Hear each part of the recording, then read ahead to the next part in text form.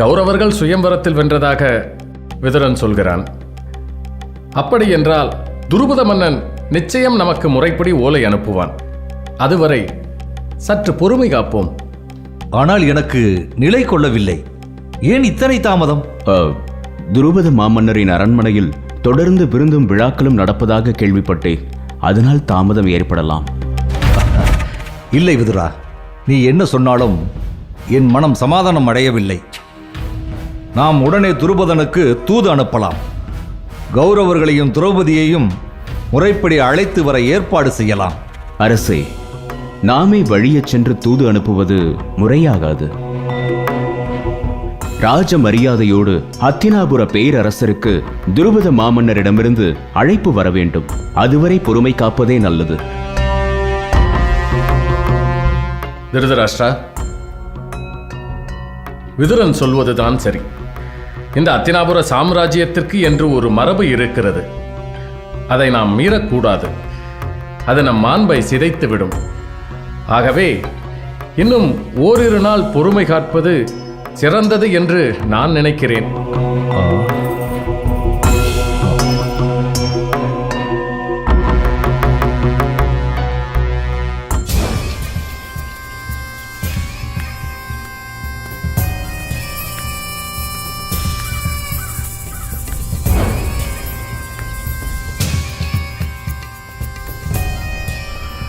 மருமகனே, இன்னும் எத்தனை நாட்களுக்கு தான் காட்டில் கிடந்து வாடுவது? பாண்டவர்களுக்கு முடிவு தெரியும் வரை. நாம் காட்டில் இருந்தால் பாண்டவர்களுக்கு எப்படி முடிவு ஏற்படும்? அண்ணா, நாம் நாடு திரும்புவதுதான் எனக்கும் நல்லதென்று தோன்றுகிறது. என்னால் முடியாது. உங்களால் இந்த காட்டில் கிடந்து அல்லலுற முடியவில்லை என்றால் நீங்கள் இப்பொழுதே வெளியேறலாம். நான் உங்களை தடுக்கப் போவதில்லை.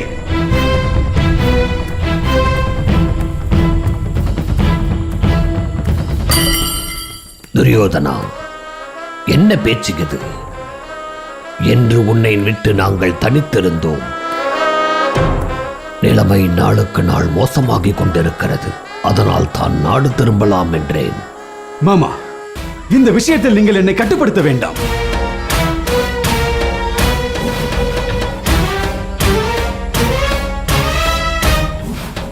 நாம் நாடு திரும்பாவிட்டால் அத்தினாபுர அரண்மனையில் பெரும் குழப்பம் ஏற்படும். அரசர் திருதராஷ்டிரரும் அரசியார் காந்தாரியும் தவித்துக் கொண்டிருப்பார்கள். அத்தோடு துரியோதனா. மாமா, யாரை பற்றியும் கவலை கொள்ளும் நிலையில் நான் இப்பொழுது இல்லை. அண்ணா, நம் தந்தை உங்கள் மீது உயிரையே வைத்திருக்கிறார் என்பது தாங்கள் அறிந்ததுதானே? அது மட்டுமல்ல, சுயம்வரத்தில் வென்ற பாண்டவர்களின் அடுத்த இலக்கே ஆத்தினாபுரம் புகுவதாகத்தான் இருக்கும். எதிரிகள் அரண்மனைக்குள் நுழைவதை நாம் தடுக்க வேண்டும். நாம் காட்டில் இருந்தால் அது சாத்தியமாகாது. மாமா சொல்வதுதான் சரி அண்ணா. பாண்டவர்கள் அரண்மனைக்குள் நுழைவதை நம்மால் தடுக்க முடியாவிட்டாலும் நம்முடைய எதிர்ப்பையாவது நாம் கடுமையாக காட்ட வேண்டும். மேலும் அரண்மனையில் என்ன நடக்கிறது என்பதை நாம் கண்காணிக்க வேண்டும். அதற்கு நாம் இங்கிருந்தால் எப்படி முடியும் அண்ணா? நான் அரசர் சோமதத்திற்கு தூது அனுப்பியிருக்கிறேன். அவர் எந்த நேரத்திலும் இங்கு வந்து சேரலாம். அவர் வந்த பிறகு அவரிடம் ஆலோசித்த பின் நாம் முடிவு செய்யலாம். அதுவும் சிறந்த யோசனைதான். அவர்களுக்காக ஓரிரு நாட்கள் காத்திருப்பது தவறில்லை.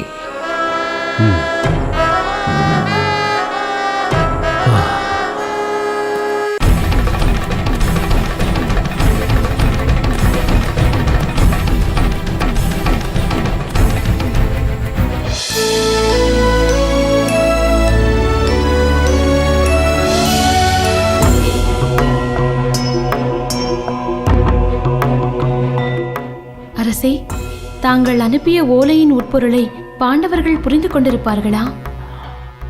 நிச்சயம் புரிந்து கொண்டிருப்பார்கள்.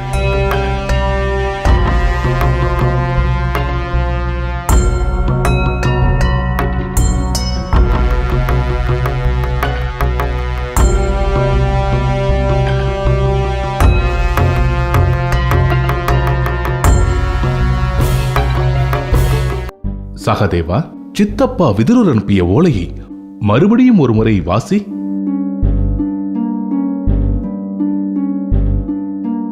பாண்டவர் திருமணம் பாரெங்கும் பரவட்டும்.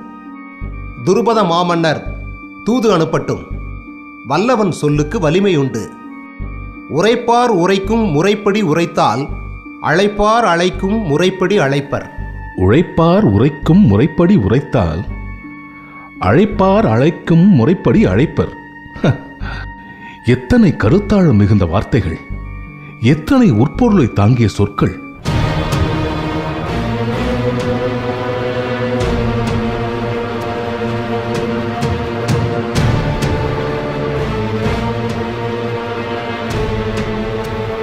இளவரசே, என்றுமில்லாமல் இன்று ஏன் இத்தனை பதட்டமாக இருக்கிறீர்கள்? பாண்டவர்கள் அரசர் திருதராஷ்டிரருக்கு எழுதப் போகும் ஓலையே அவர்களின் எதிர்காலத்தை தீர்மானிக்கப் போகிறது. தங்களின் நிலைப்பாட்டை பாண்டவர்கள் அரசருக்கு மிகவும் நுட்பமாக வெளிப்படுத்த வேண்டும். பாண்டவர்கள் அனுப்பவிருக்கும் கடிதத்தின் வரிகள் என்னவாக இருக்கும்?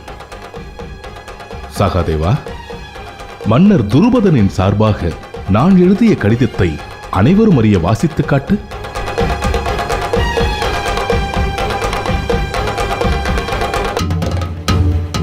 அத்தினாபுர பேரரசருக்கு துருபத மாமன்னரின் வணக்கங்கள். தங்களின் புத்திரர்களாகிய பாண்டவர்கள் என் மகள் திரௌபதியை சுயம்பரத்தில் வென்று மணந்திருக்கிறார்கள். பாண்டவர்களையும் தங்களின் மருமகள் திரௌபதியையும் உரிய ராஜமரியாதையோடு அத்தினாபுர அரண்மனைக்கு அழைத்துச் செல்வீர்கள் என்று நம்புகிறேன். தங்களின் அழைப்பிற்காக அவர்கள் ஆவலோடு காத்திருக்கிறார்கள். பாண்டவர்களை ராஜமரியாதையோடு அழைத்துச் சென்று அவர்களுக்குரிய ராஜ்யத்தை அளிக்கும்படி கேட்டுக்கொள்கிறேன். என்ன கடிதம் இது? இதற்கு நாம் கௌரவர்களின் காலில் விழுந்து மண்டியிடுவதே மேல். அத்தினாபுர ராஜ்யம் நம் தந்தையுடையது. அதை யாரும் நமக்கு தாரை வார்க்க வேண்டிய அவசியமில்லை. எம்முடைய ராஜ்யத்தை ஒப்படைத்துவிட்டு நாட்டை விட்டு வெளியேறு என்று எச்சரிக்கும்படி எழுத வேண்டும். பீமன் ஆத்திரக்காரன். அவன் ஆவேசம் கடிதத்தில் பிரதிபலித்தால் அது மோசமான பின்விளைவுகளை ஏற்படுத்திவிடும்.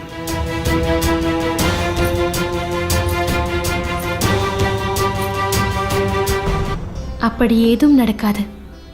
பீமனின் ஆவேசத்தை தணிக்க அரசியார் குந்தி தேவி இருக்கிறார். நிச்சயம் அவர் சொல்லுக்கு அவன் கட்டுப்படுவான். பீமா,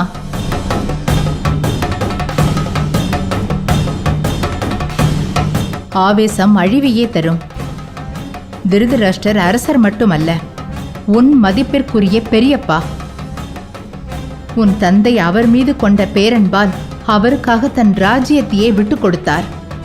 நீ அவரைய நாட்டை விட்டு வெளியேறும்படி சொல்கிறாய்? அம்மா, நமக்கு இழைக்கப்பட்ட துரோகத்தை நினைத்தால் நெஞ்சு குமுறுகிறது. நம்மை ஒழித்து கெட்ட சதித்திட்டம் வகுத்தவர்களிடம் நீங்கள் உறவு பாராட்டுகிறீர்களா? நிச்சயம் நடந்த சதி திட்டத்தில் உன் பெரியப்பாவிற்கு பங்கு இருக்காது. அப்படியே பங்கு இருந்தாலும் நீ அவரை நிந்திப்பதை நான் ஒருபோதும் ஒப்புக்கொள்ள மாட்டேன்.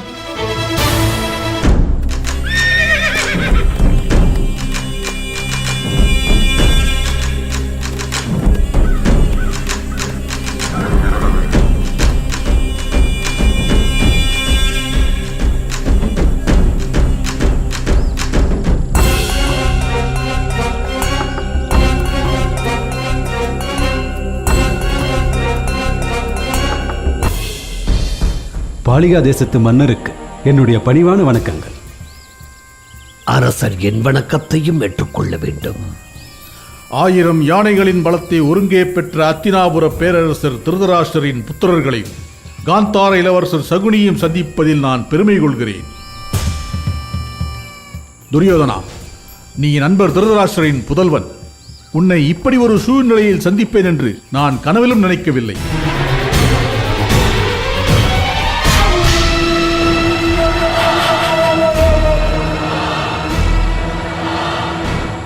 அரண்மனையில் வாழ வேண்டிய நீ இப்படி காட்டில் வாழ நேர்ந்தது நினைக்கும் பொழுது வருத்தமாகத்தான் இருக்கிறது. நான் உனக்கு என்றும் உறுதுணையாக இருப்பேன்.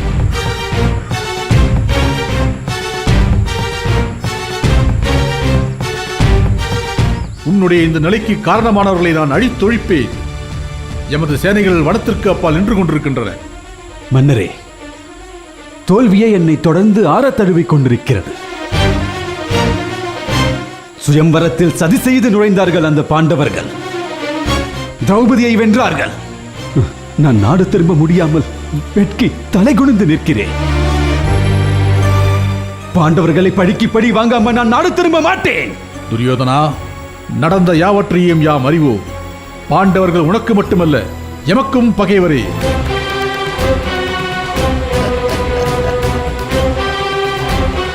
என் ஜென்ம சத்ருவாகிய சத்தியாகிக்கு அஸ்திர வித்தைகளை போதித்தான் அர்ஜுனன். அது மட்டுமல்ல, நான் அழிக்கத் துடிக்கும் யாதவகுல வழி வந்தவர்களே அந்த பாண்டவர்கள். எனவே என் மூலமாக அவர்களின் அழிவு அரங்கேறுவதில் எமக்கும் பெருமகிழ்ச்சிதான்.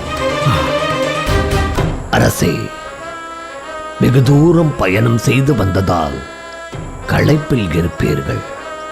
நீங்கள் உணவருந்தி ஓய்வெடுங்கள். பிறகு நாம் விரிவாக பேசலாம். ஆமாம், அதுதான் சரி. வாருங்கள். வாருங்கள். பீமன் ஒருவனை தவிர மற்றவர்களை கட்டுப்படுத்துவது எளிதல்லவா?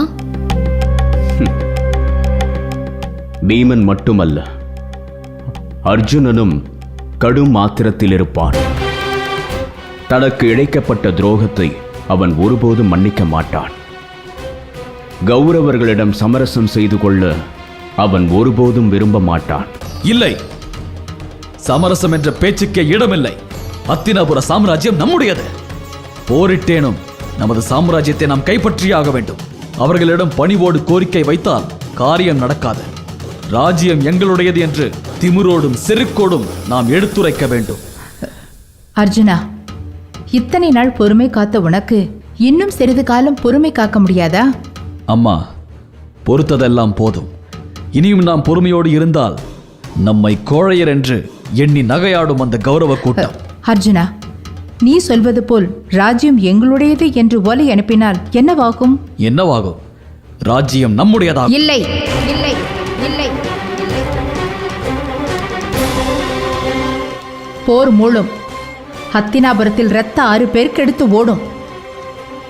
இதைத்தான் நீ விரும்புகிறாய் அர்ஜுனா?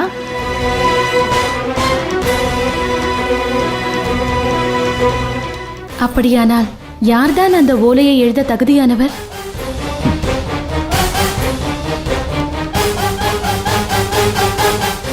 சகாதேவன். அவன்தான் சாஸ்திரம் அறிந்தவன். சத்திரிய தர்மங்களை தலைகீழ் பாடமாக பயின்றவன். ஓர் அரசருக்கு அனுப்பப்படும் ஓலை எவ்வாறு இருக்க வேண்டும் என்பதை அவனே நன்கு அறிவான். பகை நாடே ஆயினும் அந்த நாட்டிற்கு ஓலை எழுதும்போது கண்ணியம் தவறக்கூடாது என்கிறது சாஸ்திரம். போர் அழைப்பே விடுத்தாலும் அதை மிகுந்த மரியாதையோடு விடுக்க வேண்டும் என்கிறது சத்திரிய தர்மம். எதிரி நாட்டிற்கு எச்சரிக்கையே விடுத்தாலும் அதை எதிரியின் கௌரவத்திற்கு பங்கமில்லாமல் விடுக்க வேண்டும் என்கிறது சத்திரிய தர்மம். சரியாக சொன்னாய். பகை நாட்டிற்கு இப்படி என்றால் அத்தினாபுரம் நமது நாடு. நம் நாட்டிற்கு அனுப்பும் ஓலையில் நாம் கண்ணிய குறைவாக ஒருபோதும் எழுதக்கூடாது. ஆனால் அந்த கடிதம் மிகவும் நுட்பமாக இருக்க வேண்டும். மறைமுக எச்சரிக்கையையும் அந்த கடிதத்தில் விடுக்க வேண்டும் என்பதல்லவா உங்கள் எண்ணம்? அந்த காரியத்தை யார் செய்வார்கள்? அதற்கு குந்தி தேவியார் இருக்கிறார்கள். ஓர் வார்த்தைக்குள் 1000 பொருளை அடக்க அவர்களால் மட்டுமே இயலும். அத்தினாபுரத்திற்கு வர எங்களுக்கு அனுமதி கொடுங்கள் என்று அவர்களிடம் கெஞ்சப் போகிறீர்களா? யாரும் யாரிடமும் கெஞ்ச வேண்டிய அவசியமில்லை.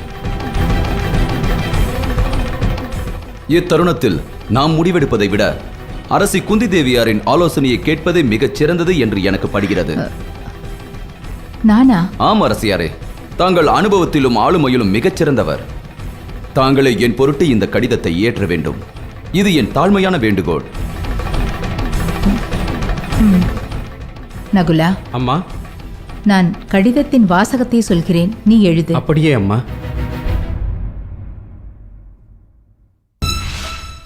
அத்தினாபுர சாம்ராஜ்யத்தின் பேரரசர் திருதராஷ்டிரர் அவர்களுக்கு பாஞ்சால மாமன்னன் துருபதனின் வணக்கம். தங்களின் புத்திரர்களான பாண்டவர்கள் தற்பொழுது என் மருமகன்கள் சுயம்பரத்தில் என் மகள் திரௌபதியை பாண்டவர்கள் மணந்த செய்தியை தாங்கள் அறிந்திருப்பீர்கள். ஹத்தினாபுரத்தின் அரச குமாரர்கள் பாஞ்சால தேசத்தில் தஞ்சம் புகுந்தார்கள் என்பது எனக்கு வேண்டுமானால் பெருமையாக இருக்கலாம். அது அத்தினாபுர சாம்ராஜ்யத்திற்கு பெருமையாகாது என்பதை தாங்களும் அறிவீர், நானும் அறிவேன். பாண்டவர்களை ராஜ மரியாதையோடு அத்தினாபுரம் அழைத்து செல்வீர்கள் என்று நான் நம்புகிறேன். அவர்களுக்கு பாஞ்சால தேசம் என்றும் பக்கபலமாக இருக்கும். நன்றி. குந்தி தேவியாரே, நானே இந்த கடிதத்தை எழுதியிருந்தாலும் கூட இத்தனை துல்லியமாக எழுதியிருக்க முடியாது. தாங்கள் சொல்ல வேண்டிய தகவலை மிகவும் சூசகமாக சொல்லிவிட்டீர்கள். அம்மா, தங்களின் மதிநுட்பத்தை பற்றி நான் கேள்விப்பட்டிருக்கிறேன். இன்றுதான் நேரில் காண்கிறேன். அர்ஜுனா, இப்பொழுது உன் கோபம் தணிந்ததா? நீ சொல்ல விரும்பிய கருத்து இந்த கடிதத்தில் இருக்கிறதா? இருக்கிறதண்ணா, நிச்சயமாக இருக்கிறது. இக்கடிதத்தை எவர் படித்தாலும் அதில் உள்ள உட்பொருளை கண்டிப்பாக அறிவார்கள். இப்பொழுதே ஓலையை அனுப்புவோம். உரிய காலத்திற்குள் பதில் இல்லை என்றால் அர்ஜுனன் உரைத்தது போல் போர்தான். பீமா, அண்ணா, அம்மாவின் வார்த்தைகள் சக்தி வாய்ந்தவை என்பதை இந்த ஓலையை எழுதிய என்னால் உணர முடிந்தது. அந்த வார்த்தைகள் அரசரையும் சிந்திக்க வைக்கும். அதுவரை காத்திருப்போம் பீமா.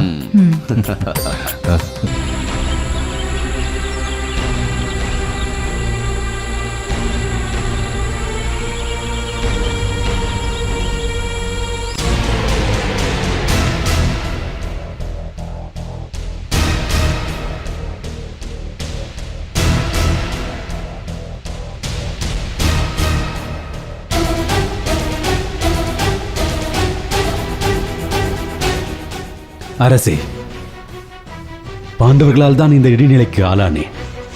இதிலிருந்து மீண்டு வர தாங்களே உதவி செய்ய வேண்டும். பாண்டவர்கள் இப்பொழுது எங்கே இருக்கிறார்கள்? கோழைகள் துருபதனிடம் தஞ்சம் புகுந்திருக்கிறார்கள்.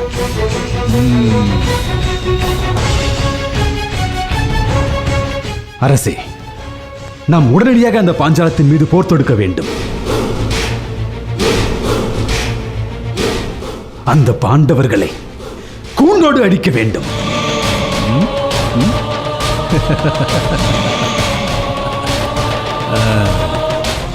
இதை பற்றி காந்தார தேசத்து அரசர் சகுனியின் கருத்தை அறிய விரும்புகிறேன். அரசே, பகைவர்கள் பல வகைப்பட்டவர்கள். சில பகைவர்களின் பலத்தை குறைத்து விட்டால் போதும், அவர்கள் தானாக அடங்கி விடுவார்கள். ஆனால் சிலருக்கோ துன்பத்தை கொடுத்து கொண்டே இருந்தால் போதும், அச்சத்தினால் பின்வாங்கி விடுவார்கள். ஆனால் குந்தியின் புத்திரர்களான பாண்டவர்கள் பொல்லாதவர்கள். அவர்களை அடியோடு அழித்து விடுவதே சிறந்தது. சரியாக சொன்னீர்கள் மாமா. உதவியோடு பாண்டவர்களை வெற்றி கொள்ள இதுவே தருணம்.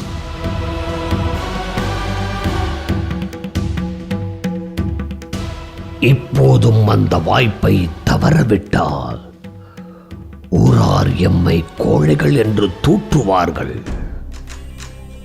வெறும் சூழ்ச்சிக்காரர்கள் என்று உலகம் எம்மை பார்த்து கை கொட்டி நகைக்கும். பாண்டவர்களை அத்தினாபுரத்திலே நுழைய விட்டுவிட்டால் அவர்களால் எமக்கு பேரபாயம் ஏற்படும். எனவே அவர்களை இப்போதே அழித்து விடுவதே சிறந்தது. சகுனி, ஒரு வகையில் உம்முடைய கருத்தும் சரியானதே. அந்த கிருஷ்ணனின் துணை கொண்டிருக்கும் அந்த பாண்டவர்கள் அழிக்கப்பட வேண்டியவர்கள் என்பதில் எனக்கு எந்த மாற்று கருத்தும் இல்லை. ஆனால் அதற்கு இது தக்க தருணம்தானா என்பதை சற்று தீர்க்கமாக சிந்திக்க வேண்டும்.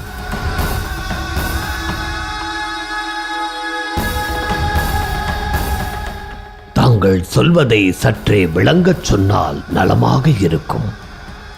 நாம் ஈடுபடும் போரில் நமக்கு வெற்றி கிடைக்க வேண்டுமெனில் முதலில் புறக்காரணிகளையும் ஆராய வேண்டும். அப்படி ஆராயாமல் களத்தில் இறங்கினால் தோல்விதான் மிஞ்சும்.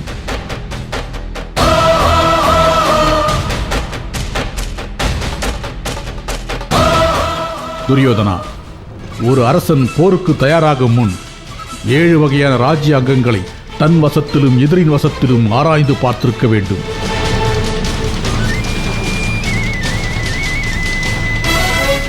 அரசன், அமைச்சன், நண்பன், கருவூலம், தேசம், துர்க்கம், படை ஆகிய 7 வகையான ராஜ்ய அங்கங்களை பற்றி தன் வசத்திலும் எதிரின் வசத்திலும் சீர்தூக்கி பார்த்திருக்க வேண்டும். அதன் பிறகு 6 வகையான யுத்த தந்திரங்களை சரியான முறையில் பிரயோகிக்க வேண்டும். அந்த 6 வகை யுத்த தந்திரங்களை யாம் அறியலாமா?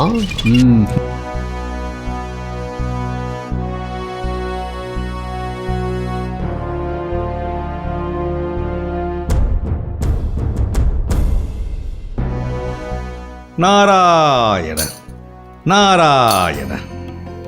நாரதரே, வருக வருக. இன்று உம்முடைய கழகம் எம்மிடத்திலோ? இங்கு யார் தலை உருள போகிறதோ பார்க்கலாம். நாராயண நாராயண. உலகத்திலும் இப்படி ஒரு வரவேற்பு எவருக்குமே கிடைப்பதில்லை. இருந்தாலும் உலக நன்மையே எமக்கு முக்கியம். பீடிகை பெரிதாக இருப்பதை பார்த்தால் கழகமும் பெரிதாக இருக்கும் போல் தெரிகிறதே.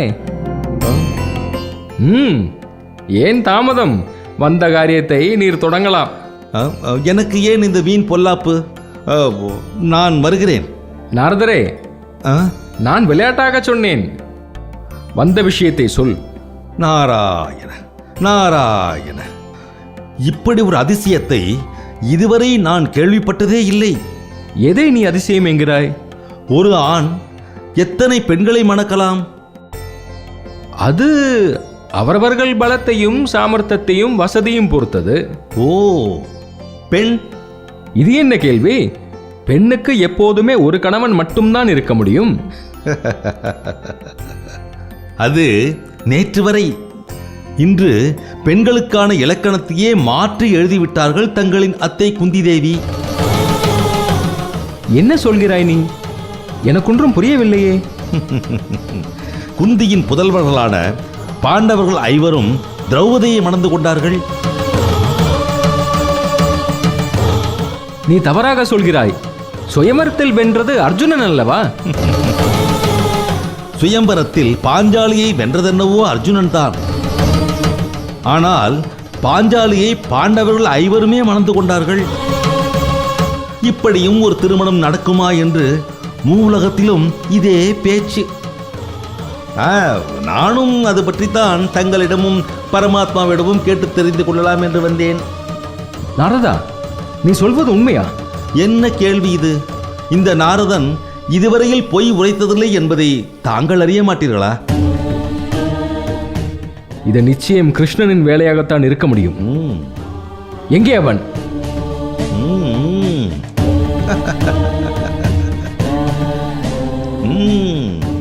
நாராயண நாராயண. அந்த 6 வகை யுத்த தந்திரங்களை யாம் அறியலாமா? விளக்க கடமைப்பட்டிருக்கிறேன் காந்தார அரசரே. யுத்த தந்திரங்களில் முதன்மையானது சமாதானம். முடிந்தவரை சமாதானத்திற்கு முயற்சி மேற்கொள்ள வேண்டும். இதற்கு அடுத்த நிலைதான் யுத்தம். 3ஆம் நிலை தொடர்ந்து போரிடுவது அல்லது பின்வாங்குவது. 4ஆம் நிலை ஓரிடத்தில் நிலை கொண்டு போரிடுவது. 5வது படையை 2ஆக பிளப்பது. 6வது இன்னொரு எதிரியின் உதவியை நாடுவது. மேலும் ஸ்தானம், விருத்தி, க்ஷயம், பூமி, மித்திரர்கள், சக்தி ஆகிய 6 காரணிகளை ஆராய்ந்து பார்க்க வேண்டும். இதில் ஸ்தானம் என்பது ஒரே நிலையில் இருப்பது, விருத்தி வளர்ச்சி அடைவது, க்ஷயம் நிலைமை குறைவது, மித்திரர்கள் தன் நண்பர்கள் எதிரி நண்பர்களை பற்றி மதிப்பிடுவது, சக்தி தன் சக்தி எதிரியின் சக்தி சீர்தூக்கி பார்ப்பது. யுத்தத்தின் பின்னணியில் இத்தனை நுட்பங்கள் இருக்கிறதா? கேட்கவே ஆச்சரியமாக இருக்கிறதே. நான் மேற்சொன்ன காரணிகளை சீர்தூக்கி பார்த்ததில் என்னை சிந்திக்க வைப்பது பாண்டவர்களின் பலமுள்ள மித்திரர்கள்தான். ஆம், பாண்டவர்களுக்கு பலமுள்ள நண்பர்கள் இருக்கிறார்கள். துருபதனின் ஆதரவும் அவர்களுக்கு இருக்கிறது. கிருஷ்ணன் மற்றும் பலராமனின் நட்பும் உறவும் பாண்டவர்களுக்கு உறுதுணையாக இருக்கிறது. அர்ஜுனனின் புகழ் நாடெங்கும் பரவி கிடக்கிறது. அவனுடைய அழகிலும் வித்தையிலும் மக்கள் மயங்கி கிடக்கிறார்கள். ஆகவே அவர்களுக்கு மக்களும் மித்திரர்களாக இருக்கிறார்கள். மேலும் பாண்டவர்களின் இருப்பிடம் மிகவும் வலுவுள்ளதாக இருக்கிறது. நகரங்களில் மிகச்சிறந்தது பாஞ்சால மன்னரின் நகரம். நூற்றுக்கணக்கான கோபுரங்களாலும் பனையளவு உயரமுள்ள மதில்களாலும் காக்கப்படுகிறது அந்த நகரம். மேலும் அதிக ஆழமுள்ள ஆழிகளால் சூழப்பட்டிருக்கிறது பாஞ்சால அரண்மனை.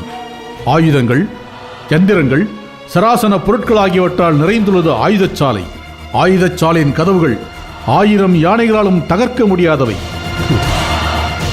ஆயுதச்சாலையின் மீது அதிபயங்கர சக்கரம் ஒன்று சுற்றிக் கொண்டே இருக்கிறது. அரண்மனை சுவரெங்கும் சத்கனிகள் இருக்கின்றன. பாஞ்சால மன்னன் மீது மக்கள் பேரன்பு கொண்டிருக்கிறார்கள். அதனால் மக்களே மன்னனுக்கு அரணாக விளங்குகிறார்கள். ஆகவே துருபதன் வசம் தஞ்சம் புகுந்த பாண்டவர்களை இப்போது போரிட்டு வெல்வதென்பது இயலாத காரியம். அப்படி என்றால் இப்பொழுது என்ன செய்வது? யுத்த தந்திரங்களில் முதன்மையானது சமாதானம். பாண்டவருடன் சமாதானமா? அது ஒருபோதும் நடக்காது. அதற்கு பதில் அவர்களை எதிர்த்து போரிட்டு மடியலாம்.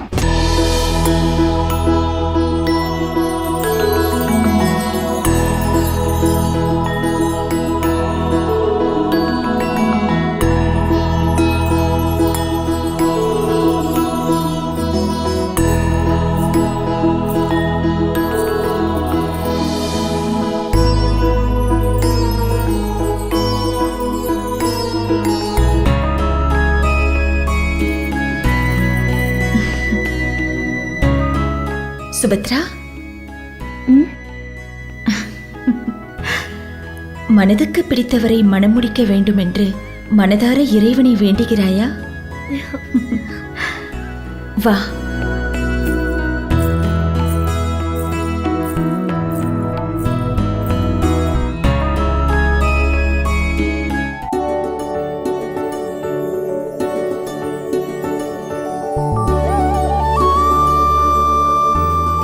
கிருஷ்ணா, அண்ணா, என்னை அழைத்தீர்களா? என்ன விஷயம்? நாராயண நாராயண. நாரதரே, நீங்கள் எப்போது வந்தீர்கள்? அண்ணன் கோபமாக இருப்பதன் காரணம் இப்போதுதான் புரிகிறது. கிருஷ்ணா, போதும் நிறுத்து. உன் நாடகத்தை உலக அறியும். சுயம்பர மண்டபத்திலிருந்து என்னை அவசரமாக அனுப்பிவிட்டு அத்தையை பார்க்க செல்கிறேன் என்றாயே, அது இதற்கு தானா? எதற்குத்தானா? நடித்தது போதும். உண்மையை சொல். பாண்டவர்கள் ஐவரையும் திரௌபதிக்கு திருமணம் செய்து வைத்தது உன் வேலைதானே? அண்ணா, என்ன சொல்கிறீர்கள்? இப்படியும் உலகில் நடக்குமா என்ன? எனக்கு தலை கிறுகிறுக்கிறதே. ஒரு பெண்ணை 5 ஆடவர்கள் மணப்பதா?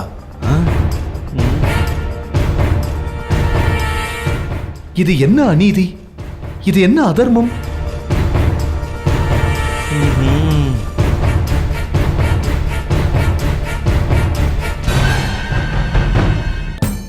நாராயணா, என்ன இது? ஏதும் அறியாதவர் போல் இப்படி நடிக்கிறாரே. இவர் நம்மையும் மிஞ்சி விடுவார் போல் இருக்கிறதே. பாண்டவர்கள் ஐவரும் திரௌபதியை மணந்து கொண்டார்களா? அர்ஜுனன் இதற்கு சம்மதித்தாரா? சுபத்ரா, நேற்று வரை அர்ஜுனன் உயிரோடு இருக்கிறானா இல்லையா என்று தவித்துக் கொண்டிருந்தாய்.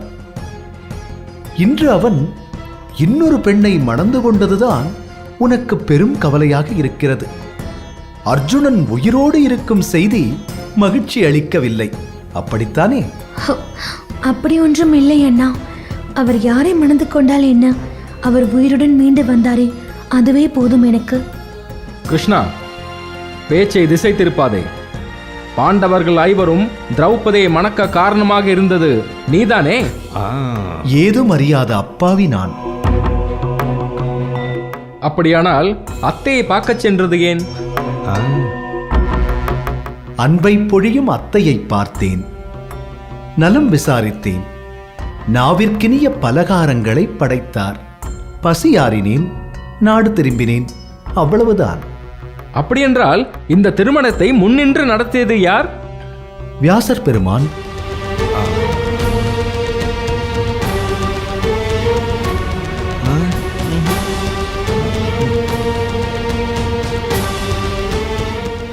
இப்பொழுதுதான் திருமணத்தை பற்றி எதுவுமே தெரியாது என்றாய்?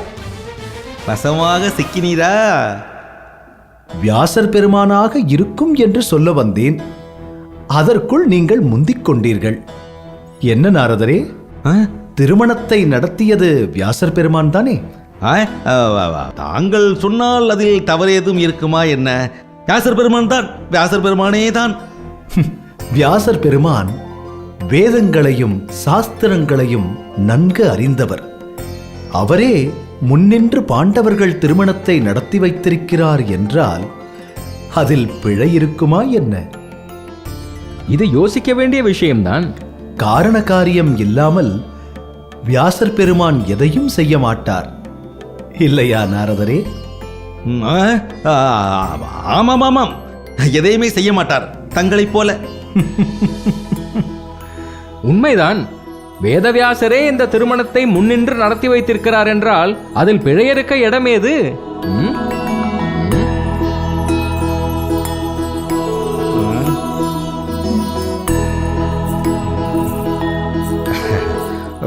நாராயண. என்ன நாரதரே,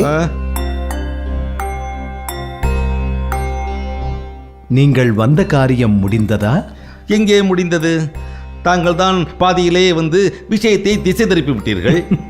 பரந்தாமா, என்னை இங்கே வரவழைத்ததும் தாங்கள் தான், எனது கலகத்தை பாதியிலேயே முடித்து வைத்ததும் தாங்கள் தான். ஏன் இந்த விளையாட்டு? சிலருக்கு சில விஷயங்களை தெளிவு செய்ய வேண்டியிருக்கிறது. அதற்கு கலகமே சரியான வழி. உம்மை புரிந்து கொள்ளவே முடியவில்லை. புதிருக்கு என்றுமே பல்வேறு பொருள் உண்டு. அவரவர் வசதிப்படி புரிந்து கொள்ளும் தன்மை புதிருக்கு மட்டுமே உண்டு. அதனால் நானே புரிந்து கொள்ள இயலாத நிலையில் இருக்கிறேன். நாராய் பரந்தாமா, என்னால் முடியவில்லை. தலை சுட்டுகிறது. நான் வருகிறேன். நாராயண நாராயண.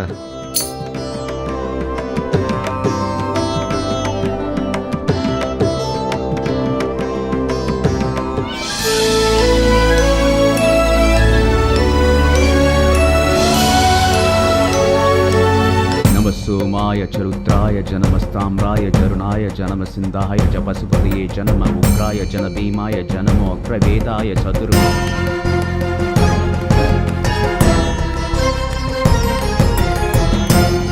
விதுரா, हर हर விதுரா,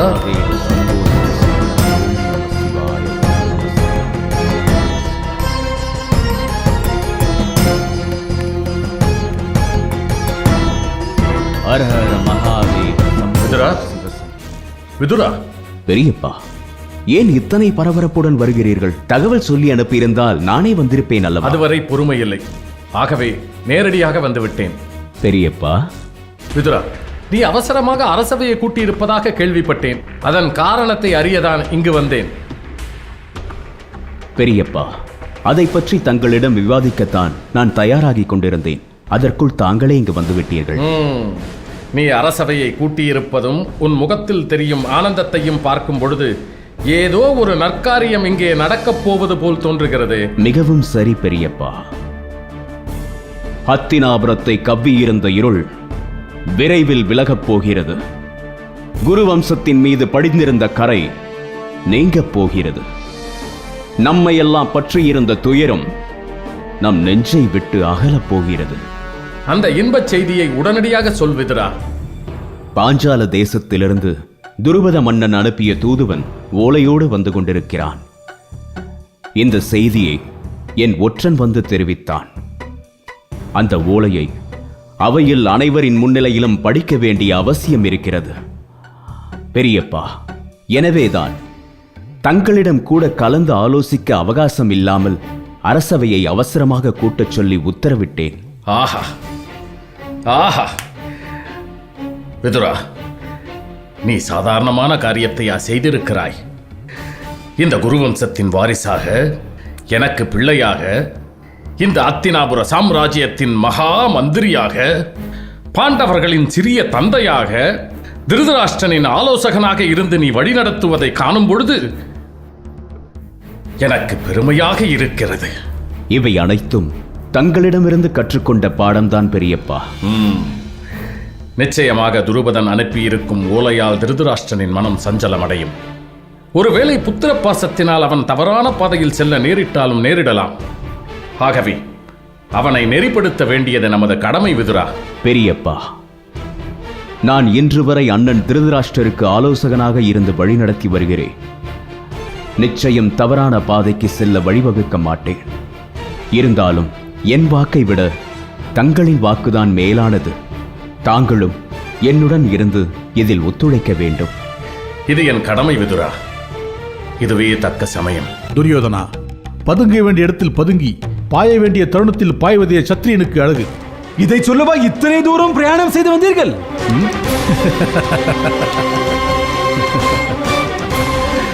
துரியோதனா, உன் லட்சியத்தினை நெஞ்சிலே நிறுத்து. ஒருவரும் அறியாமல் அதனை போற்றி வளர். காலம் வரும், அப்போது வெற்றி தேவதை உன்னை அரவணைப்பாள். புகழ் மாலை உன் தோள்களை அலங்கரிக்கும். அதுவரை நீ காத்திரு. துரியோதனா, உன் வயதில் நானும் உன்னைப் போலவே இருந்தேன். உனக்கு இருக்கும் இதே ஆவேசமும் பழிவாங்கும் உணர்ச்சியும் எனக்குள்ளும் தகித்தது. ஆனால் யுத்தம் உணர்ச்சிகளுக்கான களமல்ல, அது நிதர்சனத்தின் வெளி. அது நமக்கு உண்மையை முகத்தில் அறைந்து உணர்த்திவிடும். ஆகவே நாம் உரிய பலம் பெறும் வரை மதியுகத்தோடு செயல்பட வேண்டும். இல்லையேல் போர்க்களம் நமக்கு தோல்வியை பரிசாக நல்கும். சோமதத்தரே, அறிவுரை கேட்க நாங்கள் உங்களை இங்கு அழைக்கவில்லை. தங்களால் எமக்கு உதவ முடியுமா, முடியாதா? பாஞ்சாலத்தின் மீது போர் தொடுக்க தங்களின் படை எங்களுக்கு பக்கபலமாக இருக்குமா, இருக்காதா? அதை மட்டும் சொல்லுங்கள். சகுனி அவர்களே, நான் துரியோதனுக்கு உதவ கடமைப்பட்டவன். துரியோதனா, உனக்கு என் சொற்களில் நம்பிக்கை இல்லையெனில் இப்போதே புறப்படு. பாஞ்சாலத்தின் மீது போர் தொடுக்கலாம். வெற்றியோ தோல்வியோ எது வந்தாலும் அதை சந்திக்க நான் தயார்.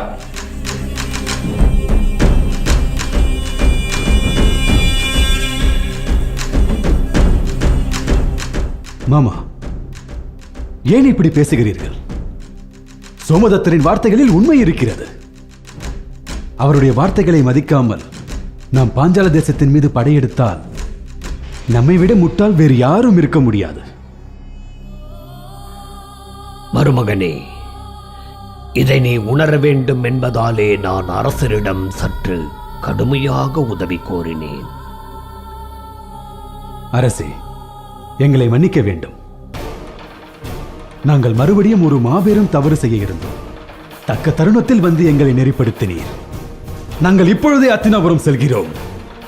நான் மிகவும் மதிக்கும் மாவீரன் திருதராஷ்டிரரின் அரசகுல மூத்த வாரிசான துரியோதனா, வெற்றி உனதாக உளமாற வாழ்த்துகிறேன். விடைபெறுகிறேன்.